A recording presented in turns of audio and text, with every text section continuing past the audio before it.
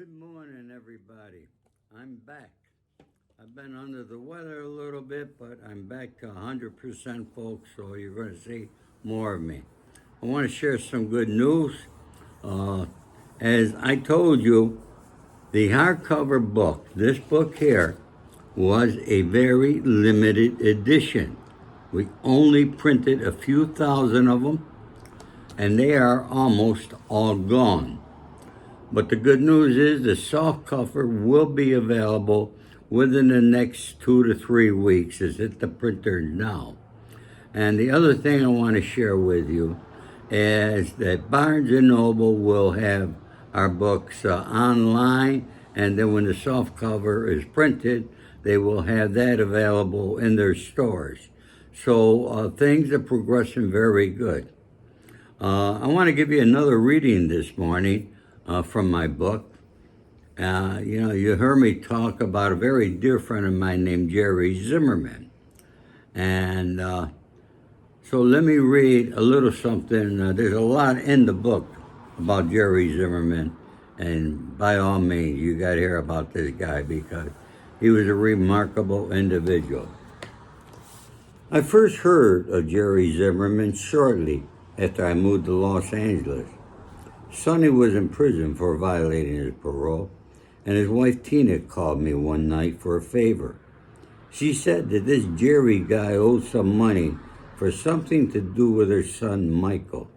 She wanted me to go see him, and she gave me an address. I sensed this was something I did not want to get involved with, but I did take a drive to the address she provided. It turned out to be a warehouse, and a couple guys were moving things inside that appeared to be artwork. I suspected it wasn't really valuable. The guy told me Jerry wasn't around. I went home, called Tina, and told her what I found.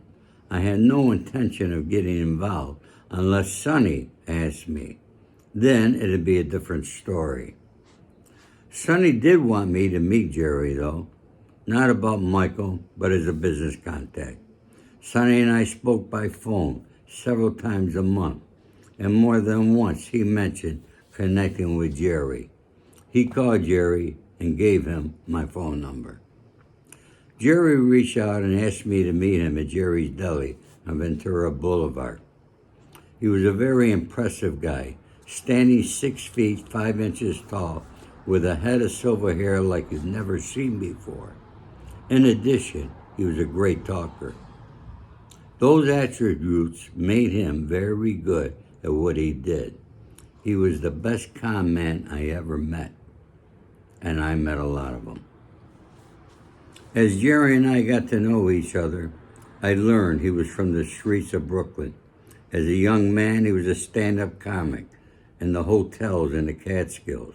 Like many other great comedians, he was also a manic depressive. He was amazingly smart. Another guy who I believe could have been successful at anything he set his mind to. However, he loved what he did. He had a warehouse where he stored merchandise until he auctioned it off. He made some money at it, but it really was just the front. Jerry's main income was from a scam that worked like this. He ran ads in some of the smaller newspapers around the country that read, "Money to Loan."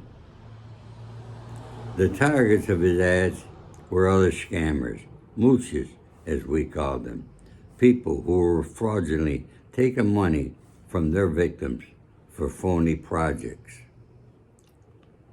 Let's say a couple guys wanted to look for suckers to invest in developing oil wells. Well, there was no oil. In order to get the plan up and running, they needed money to form a company and an open office to make everything legitimate. This could take a big financial investment, and they needed startup loan. Folks, guess who they went to for that money? And guess who Jerry came to? He came to me. Folks, you must read in this book the scams that Jerry Zimmerman and I pulled off. You will love them. God bless you all, You all have a wonderful weekend. Take care now. Bye-bye.